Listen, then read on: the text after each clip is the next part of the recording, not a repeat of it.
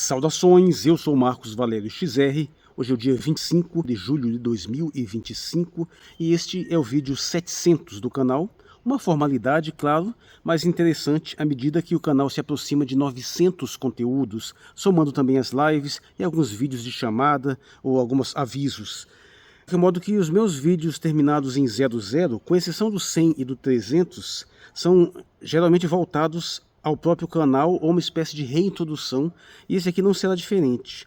Só que nesse caso, em vez de abordar a estrutura do canal, eu vou para um problema mais pragmático, que nesse exato momento está sendo especialmente relevante, que é aquilo que a gente pode dizer que sim, qual que é o âmago dos problemas do Brasil? Por que o Brasil tem uma determinada dificuldade, especialmente em comparação com determinados outros países? Sim, porque eu acho que é possível resumir uma série de complexidades a um denominador comum que é necessário, porque sem ele você não consegue entender os demais problemas. E apenas ele seria suficiente para ser um problema por si. E então, nesse sentido, sim, o Brasil possui um problema estrutural em sua constituição que frequentemente o impede de ir além do que ele realmente pode ser. Em primeiro lugar, é preciso entender o Brasil de uma forma um pouco mais concreta. É perder exatamente esse complexo de inferioridade, que acho que o nosso é um paizinho vagabundo, atrasado, e que infelizmente vem sendo referenciado por pessoas que inclusive usam o termo autodepreciativo de bostil ou coisas do tipo. O Brasil é um dos maiores países do mundo, não só em população e território, mas em PIB e em desenvolvimento em vários aspectos. É um país extremamente desigual, tem esse problema. É um país onde convivem vários países diferentes, né? Há segmentos, núcleos, regiões, cortes populacionais do Brasil que são mais desenvolvidos que a maioria de vários países desenvolvidos por aí. E há alguns grupos, bolsões de miséria, que são extremamente atrasados, mas o país em si é extremamente forte. Então a gente tem que começar desse ponto. A questão é por que o Brasil não vai além disso? Porque ele parece estar sempre aquém de desenvolver totalmente o seu potencial. Entre inúmeros problemas mais complexos, eu gosto de apontar aquele que é o crucial de todos.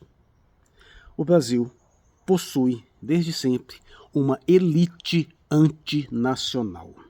É um problema exclusivo? Não. Há problemas similares em outros países, mas no nosso caso ele é especialmente mais grave. É o único problema? Claro que não, ele se comunica com vários outros.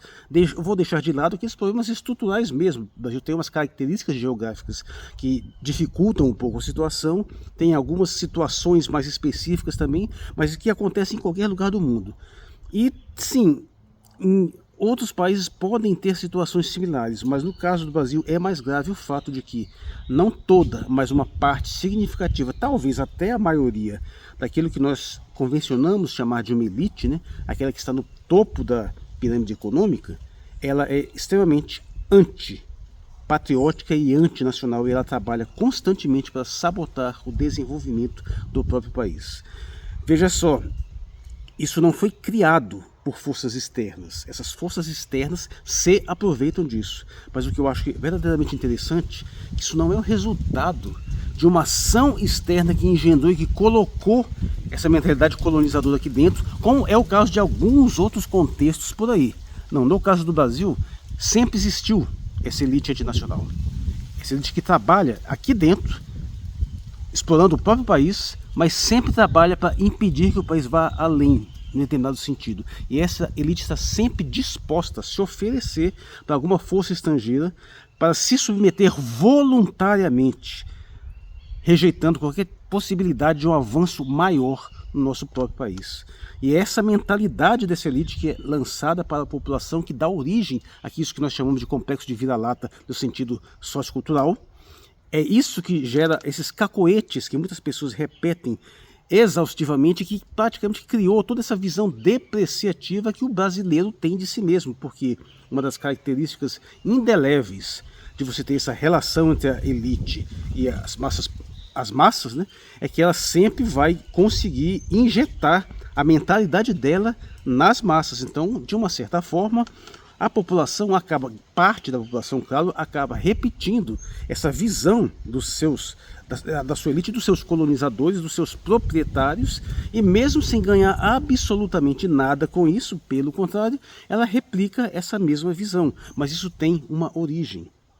E não dá para, nesse caso específico do Brasil, colocar a culpa disso aí simplesmente na própria população, como se tivesse essa ação espontânea.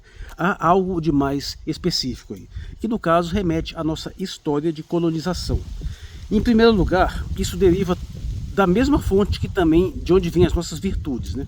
Que é o fato de nós sermos um país criado basicamente pela junção da colonização ibérica e a amplitude étnica, cultural que já existia aqui, a amplitude autóctone, além de você trazer uma série de elementos de outros países, especialmente dos países africanos, que formam todo esse amálgama. Mas é absolutamente inquestionável que, nesse sentido, a agência primordial cabe aos europeus. Eles que chegaram até aqui, promoveram esse processo colonizatório, fizeram essas conexões trazendo a população africana, então eles têm esse papel central nessa definição. E, de uma certa forma, as virtudes que essa colonização europeia tem, que quer ser uma colonização menos invasiva, menos agressiva, menos violenta do que comparado com a França, especialmente comparado com os belgas, comparado com os ingleses. Apesar de ter essas vantagens, ela já é mais tendente a ser mais eclética, já a ser mais sintetizadora. Por outro lado, ela também tem uma desvantagem, que ela já importa também um certo senso de inferioridade, um pouco mais sutil, dos ibéricos em relação às partes mais nortes da Europa, até por uma série de processos históricos. Mas o ponto é que isso, de uma certa forma, veio para cá e resultou por uma série de processos que são muito longos para serem descritos aqui, numa elite que não gosta do que ela própria é. Veja só, não é bem uma simples questão do seu lugar histórico, mas do modo como você decide vivenciar essa historicidade, esse seu passado, aquilo que você é. Como é que você se enxerga? É evidentemente que isso é o resultado de uma série de processos que explicam por que as pessoas têm essa mentalidade, mas isso não justifica a manutenção dessa mentalidade, porque a qualquer momento, qualquer pessoa, em qualquer situação, tem a plena capacidade de fazer essa virada de sua perspectiva existencial, rejeitar qualquer tipo de fatalismo e abraçar uma nova forma de vida engrandecedora. E é isso que essa elite não faz. Quando eu me refiro a isso, eu estou falando, evidentemente, a uma parte da elite, não é toda. Existem elites, setores da elite brasileira que são bastante pró-nacionais, são bastante proativos, que têm até bastante orgulho de serem brasileiros. Mas eu digo que, infelizmente, a mentalidade dominante na elite é o contrário. Eu tenho um vídeo chamado A Demoníssima Trindade Oligárquica Brasileira, que com certeza tem tudo a ver com esse assunto, mas eu vou ficar um pouco mais à margem dele para entrar nesse âmago um pouco mais psicologista, né? Chamem isso de uma tentativa de fazer uma espécie de terapia do Brasil como se ele fosse uma pessoa. Mas o ponto é que existe algumas disposições psicológicas humanas que já foram estudadas em várias searas, de que algumas pessoas têm aquilo que o Nietzsche diria é uma mentalidade de escravo. Elas não diria como Aristóteles que elas nasceram para isso, mas elas têm uma vocação para quererem se submeter. Elas têm um complexo de inferioridade intrínseco, que elas reconhecem que elas próprias não são capazes de gerir a sua própria existência, então elas precisam de alguém para fazer isso por elas. Isso é absolutamente comum, não é possível que você não conheça alguma pessoa que tenha essa característica. Mas, nos melhores cenários, essa pessoa vai acabar encontrando alguém que esteja disposto a fazer esse papel de guia, e essa relação pode até ser muito boa. Infelizmente, no caso de você alçar essa mentalidade a uma dimensão nacional, ao ponto de ditar os rumos de um país, dificilmente você vai encontrar uma outra parte disposta a fazer um tipo de parceria mutuamente benéfica. Você, infalivelmente, vai encontrar exploradores. Essa é a tônica dominante das relações entre países, essas tensões, essas tendências a desigualdades, onde uma parte, até por ter uma mentalidade um pouco mais comercial, ou pior, uma mentalidade mais guerreira, mais invasiva mesmo, vai sempre tentar se aproveitar desse outro lado, até porque nós estamos numa relação que não admite, por exemplo, aquela mesma organicidade de uma relação homem-mulher, né? Então é um pouco mais simétrico nesse sentido. Mas o ponto é que uma pessoa que tem uma visão de inferior de si mesmo, que não se acha capaz, em parte ela pode estar certa, porque ela realmente tem determinados problemas bastante objetivos.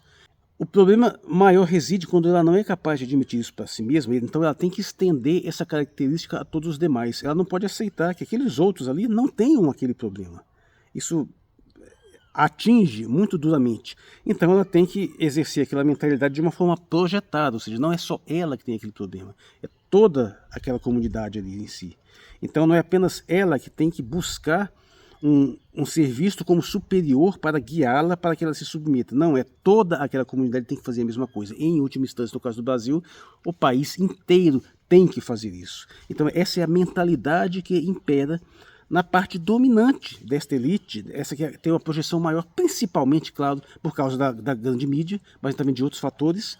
E essa é a mentalidade que ela consegue introjetar em grande parte da população, de que o Brasil é um país ferrado, é um país lascado, utilizando os piores pejorativos para descrever o seu povinho, chamando das piores formas possíveis e sempre frisando que esse país não presta, esse país não vale nada, esse é um país atrasado, essa questão toda.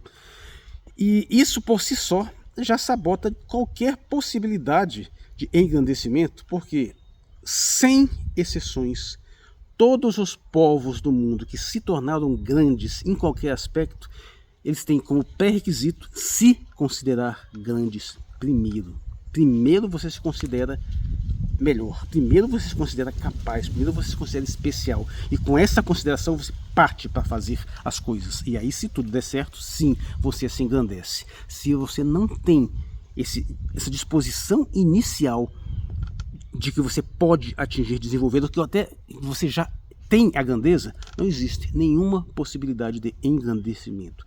Entendo, parece um papo de coach, talvez seja o caso de desenvolvermos um coach nacional, né? Mas sim, nesse sentido, essa é a parte do coach de realidade que eles utilizam para empurrar as outras coisas não tão respeitáveis.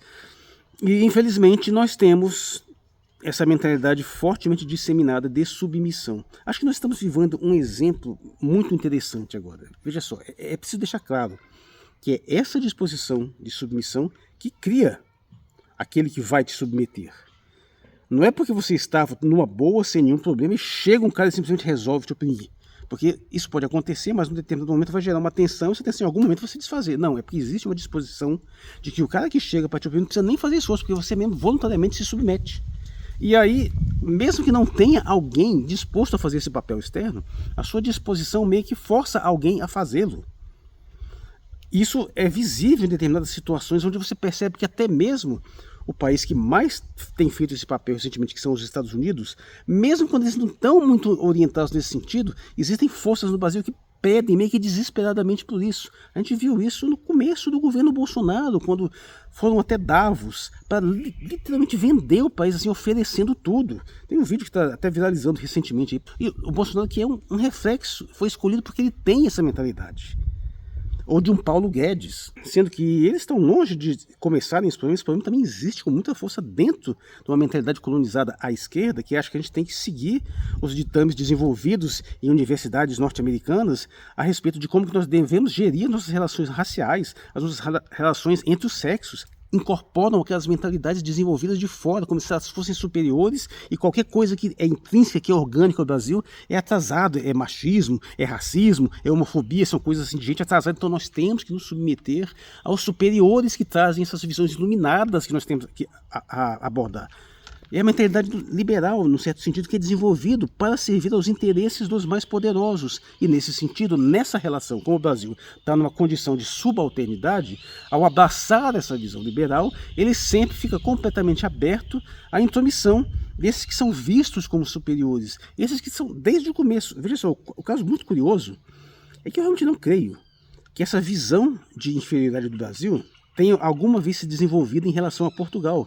Ou se foi muito brevemente, tipo, o brasileiro nascido aqui se via inferior ao português, a questão não é essa. Pelo contrário, a gente tem até indícios bastante significativos de que sempre houve resistência contra isso. A submissão sempre foi contra alguém de fora, inicialmente francês, né?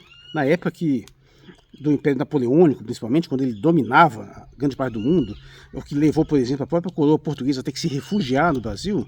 Durante muito tempo o Brasil ele era muito voltado ao fascínio com a França, algo que existe até um pouco ainda hoje.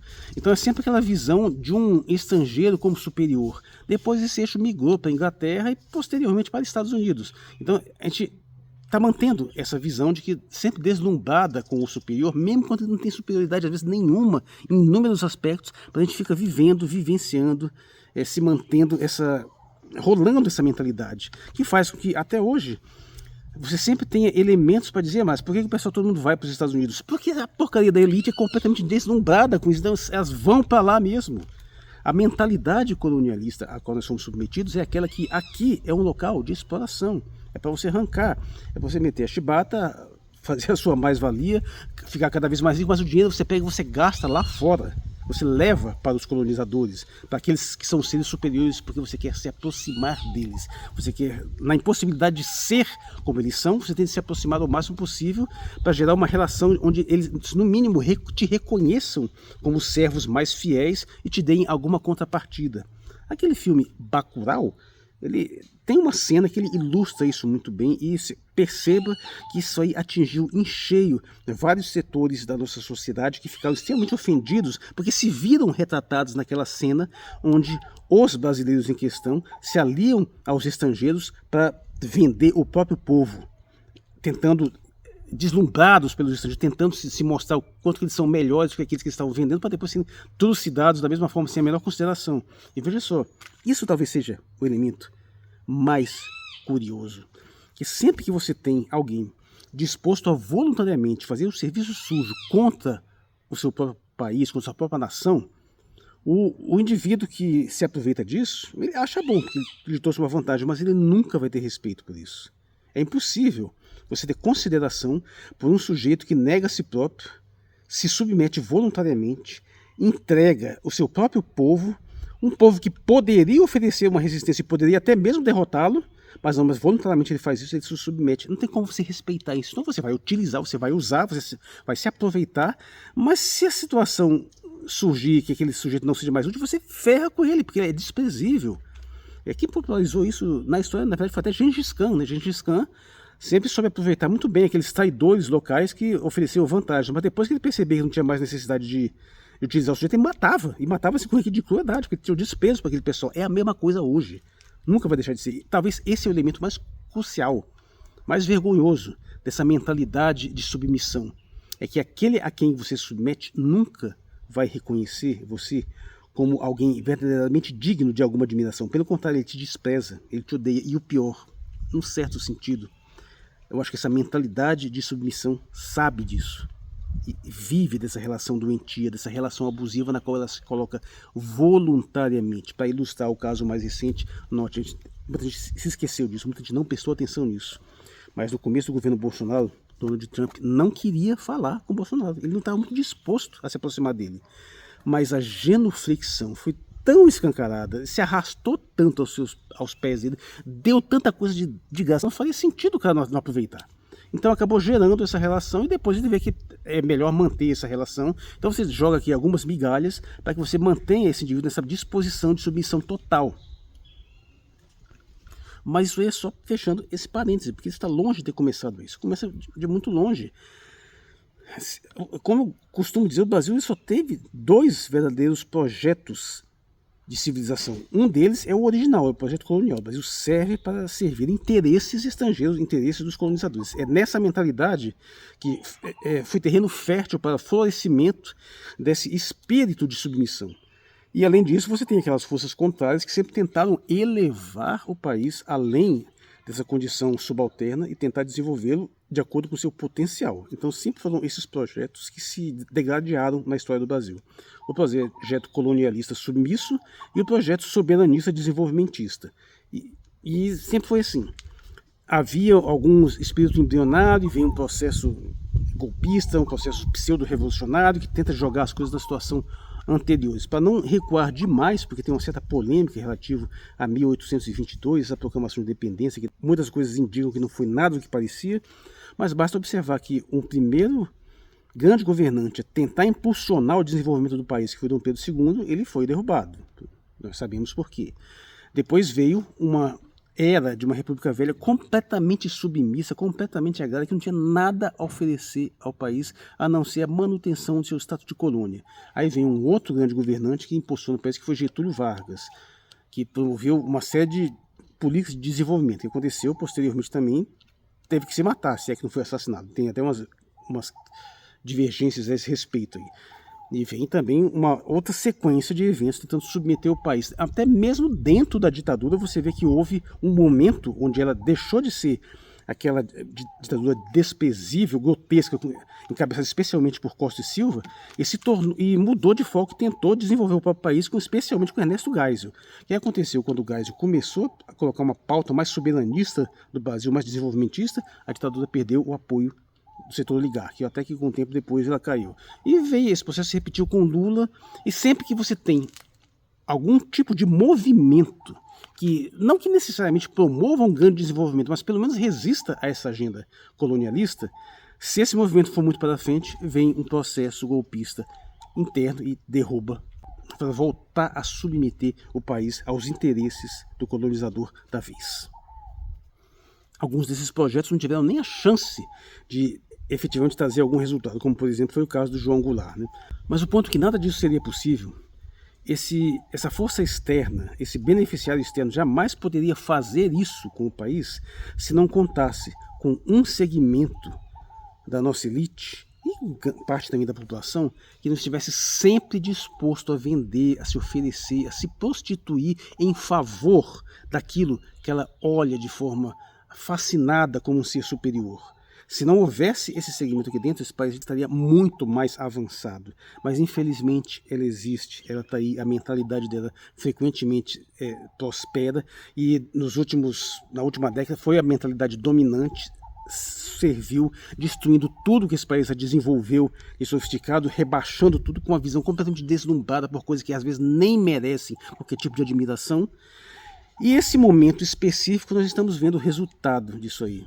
Quando tem uma força externa deliberadamente dizendo que vai ferrar com o nosso país, deixar de causar desemprego, causar crise econômica, e você tem uma corja absolutamente grotesca e desprezível aplaudindo, se submetendo voluntariamente para defender um fascínio que era o apoiador dessa mesma pauta de submissão. E não é pequeno. Ainda que seja um segmento minoritário, ainda é um segmento muito forte.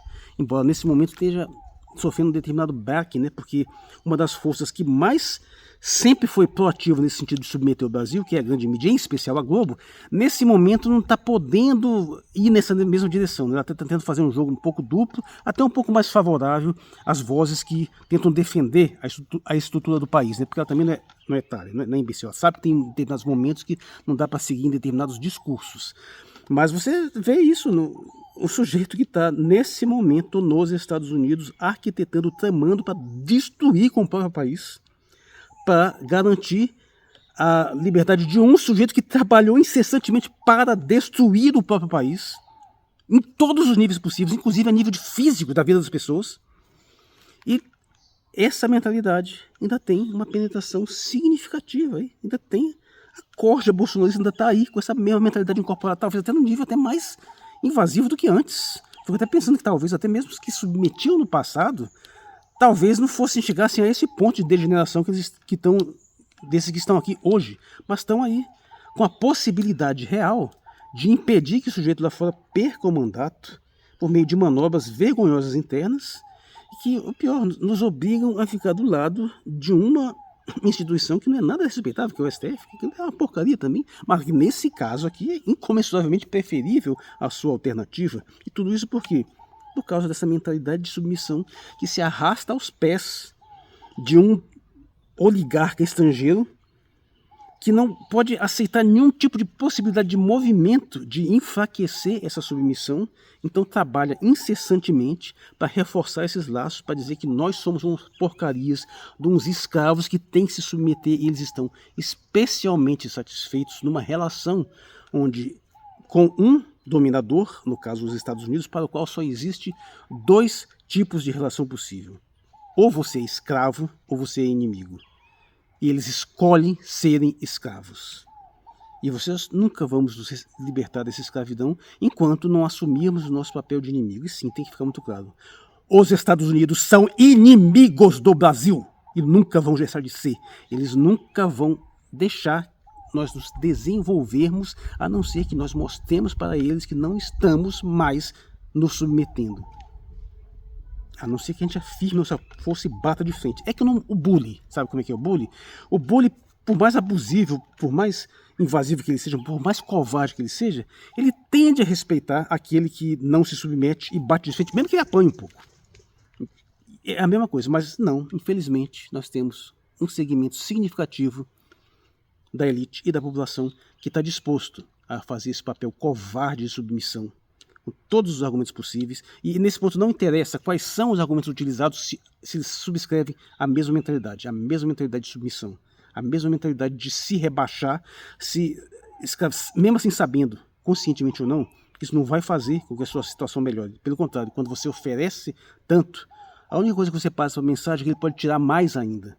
Mas nós estamos lidando com uma mentalidade que está fechada nessa percepção, nessa autoimolação, a níveis de deterioração psíquica mais profunda que nem convém estabelecer aqui. O meu ponto que eu queria deixar claro é que existe uma mentalidade dominante entre grande parte da elite e que irradia para grande parte da população de submissão, de autodepreciação, de se considerar inferior e buscar o rastejamento voluntário aos pés de um ser visto como superior, e o pior, via de regra, costumam ser também dos piores, e que infelizmente dita a tônica de grande parte da percepção da elite e da população brasileira. Esse complexo de inferioridade. Esse é o âmago, o principal problema do Brasil. Você poderia eliminar todos os outros, esse já continuaria causando dano. Se você eliminasse só esse, todos os outros juntos não impediriam o país de se desenvolver cada vez mais. Eu sou Marcos Valério XR, no dia 28 de julho de 2025.